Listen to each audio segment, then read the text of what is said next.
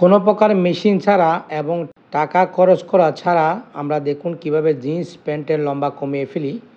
প্রথমে আমরা যতটুকু কমাতে হবে ততটুকু মার্ক করে নিয়েছি।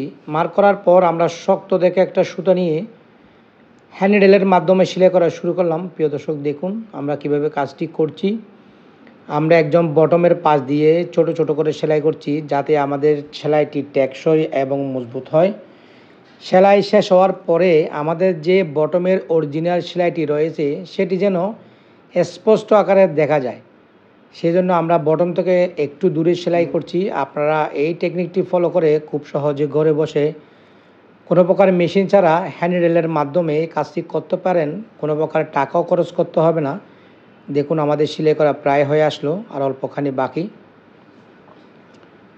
আমাদের সেলাই করা প্রায় শেষ। দেখুন আমাদের সেলাই করা শেষ। এখন আমরা নিডেলটা নিচে নিয়ে গিয়ে একটা গিট দিয়ে নিলাম, যাতে সেলাইটি আর খুলে না যায়। দেখুন কত সুন্দরভাবে আমাদের সেলাইটি হয়েছে। এখন এই বাড়তি অংশটা যেন নিচ দিয়ে বের হয়ে না আসে, সেজন্য আমরা একটি হাইট স্টিচ দিব। এই স্টিচটি টপ পাড়ে দেখা যাবে না, ইনসাইডে টেকসই মজবুত হয়ে থাকবে। দেখুন নিডল ঢুকিয়ে এরপর নিডলের উপর ঘুরিয়ে দিলাম। এভাবে করলে আমাদের একটি সেলাই হবে। দেখুন আমাদের অর্ধেক সেলাই করা শেষ। এখন নিডলের নিচের অংশ দিয়ে এখন আমরা প্রতিটা অংশ বের করে দিচ্ছি। দেখুন এরপর আমরা সুতো ধরে টান দিব। টান দেওয়ার সাথে সাথে দেখুন আমাদের সেলাইটি হাইট হয়ে গেল। নিডলটা নিচে নিয়ে গিয়ে একটা গিট দিয়ে নিলাম, যাতে সেলাইটি খুলে না যায়।